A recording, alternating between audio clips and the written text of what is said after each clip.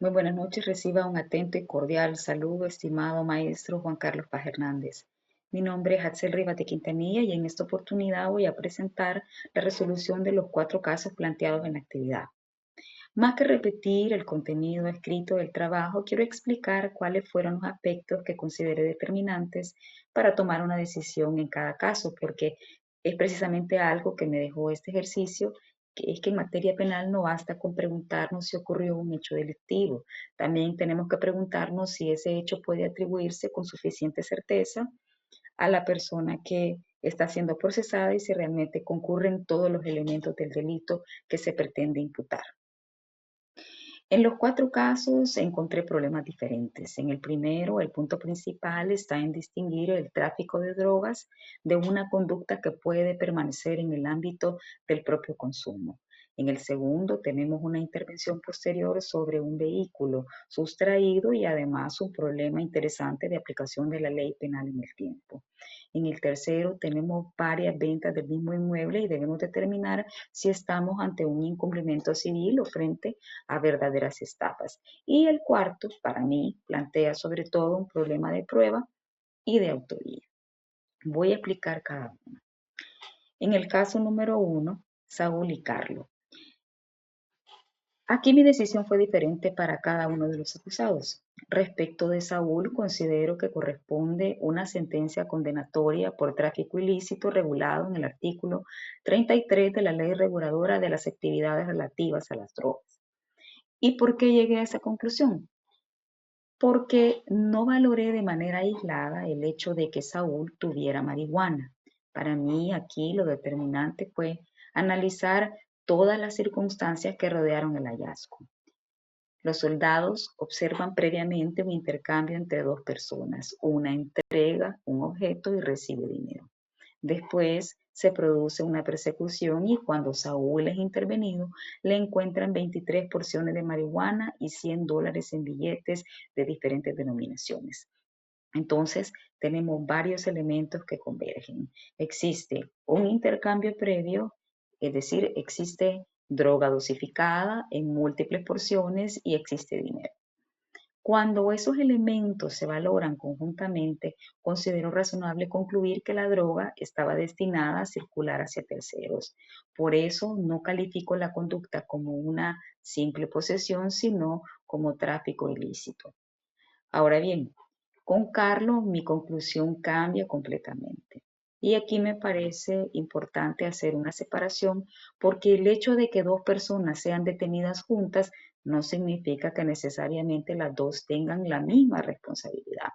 A Carlos se le encuentran únicamente 3 porciones según el momento de la captura. No se le encuentra dinero, balanza, materiales para dosificar, ni ningún otro elemento que permita relacionarlo directamente con una actividad de comercialización. Además, el relato no individualiza quién de los dos realizó el intercambio que observaron los soldados.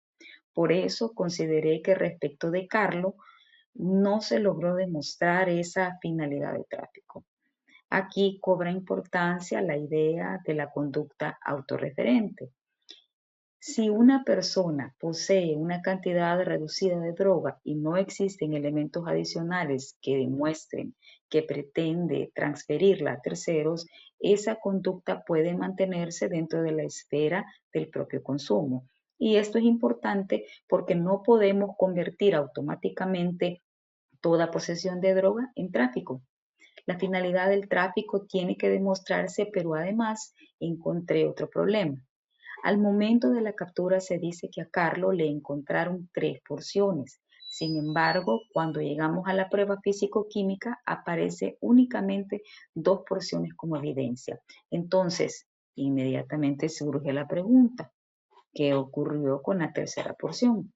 Y para mí no basta decir que los testigos manifestaron que se respetó la cadena de custodia. Sí existe una diferencia concreta entre lo incautado y lo que finalmente fue peritado. Esa diferencia debe tener una explicación. Por eso, mi absolución de Carlos no descansa únicamente en esa inconsistencia. Hay dos razones. Primero, no se acreditó suficiente la la finalidad de tráfico y no puede excluirse razonablemente una conducta autorreferente vinculada al consumo. Y segundo, existe una inconsistencia objetiva respecto de la evidencia. Por esas razones, condenaría a Saúl por tráfico ilícito a 10 años de prisión y absolvería a Carlos. Y en este caso me dejó una reflexión importante.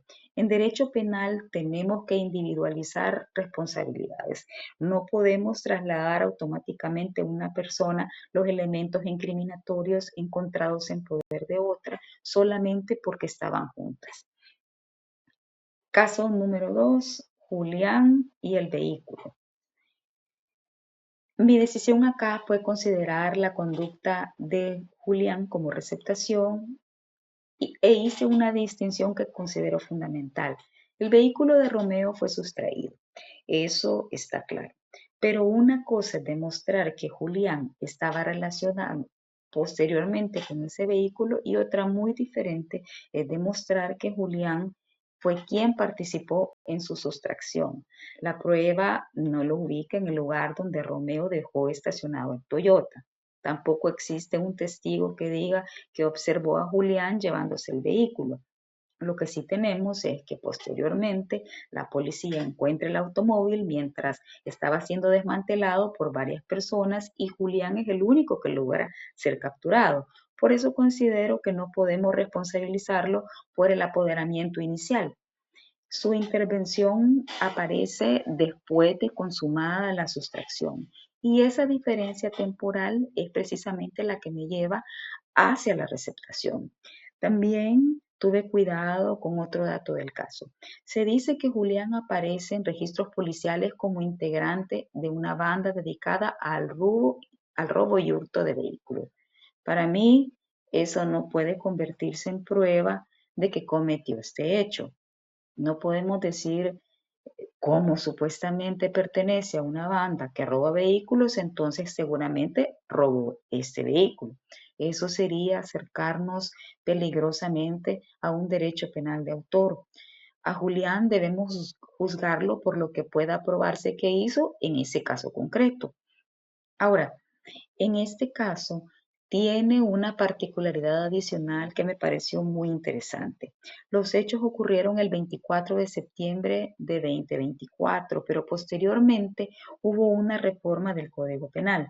El artículo 214-A fue reformado y los artículos 214G y 214H fueron derogados. Actualmente la receptación está regulada de una forma más amplia en el artículo 214A. Pero aquí aparece una cuestión que no podemos ignorar, la ley penal aplicable en el tiempo. Si el hecho ocurrió en 2024, no puede simplemente tomar una reforma posterior y aplicarla automáticamente, especialmente si esa nueva regulación resulta más gravosa para el acusado. Por eso, en mi trabajo hice esa aclaración. Desde la legislación actualmente vigente, la conducta puede analizarse bajo el artículo 214A, pero en un proceso real sería indispensable determinar cuál era la ley vigente cuando ocurrió el hecho y realizar el correspondiente análisis de favorabilidad. En este punto me parece particularmente importante porque demuestra que resolver un caso no consiste únicamente en buscar cuál artículo existe actualmente. También debemos preguntarnos qué ley estaba vigente cuando ocurrió la conducta. En cuanto a la responsabilidad civil, considero que Julián respondería directamente por aquellos daños del vehículo que efectivamente se logró acreditar, pero no establecería una cantidad arbitraria si el proceso no demuestra cuánto costaron las piezas o las reparaciones. Caso número 3, la venta del inmueble. En el tercer caso, me llevó primero a preguntarme si estábamos ante un simple problema contractual o ante una verdadera estafa. Y esa distinción es importante porque no todo incumplimiento de un contrato constituye delito. Si una persona celebra una compraventa y después por cualquier circunstancia incumple una obligación, eso no significa automáticamente que haya cometido estafa. La diferencia está principalmente en el engaño previo. En este caso, Ricardo vende el mismo inmueble varias veces durante una misma semana. Después de realizar la primera operación, él ya sabía que había dispuesto del inmueble y a pesar de eso vuelve a presentarse frente a otras personas como si todavía pudiera transmitirlo válidamente y recibe nuevamente $40,000. Ahí es donde considero que dejamos de estar frente a un simple incumplimiento. El engaño ya existía antes de que las víctimas entregaran su dinero. Las personas creen que están comprando válidamente el inmueble y esa falsa representación la lleva a entregar los $40,000 y posteriormente sufren el perjuicio porque no pueden adquirir el derecho que esperaban. Para mí, allí encontramos claramente la secuencia propia de la estafa: engaño, error, disposición patrimonial y perjuicio. Ahora bien, el caso presenta una contradicción en los hechos. En una parte se dice que la compraventa inscrita fue la de Roberto, pero posteriormente, cuando se ve la prueba producida en vista pública, se afirma que la única compraventa inscrita fue la de María. Yo decidí tomar como base aquello que finalmente aparece acreditado durante el juicio. Por eso considero que María no sufre el mismo perjuicio porque ella obtiene la inscripción del inmueble. En cambio, Roberto y Florena sí entregaron su dinero y no obtuvieron el inmueble. Por eso mi decisión es declarar dos delitos de estafa. Y aquí aparece otra pregunta: ¿es delito continuado o concurso real? Yo considero que existe concurso real. ¿Por qué?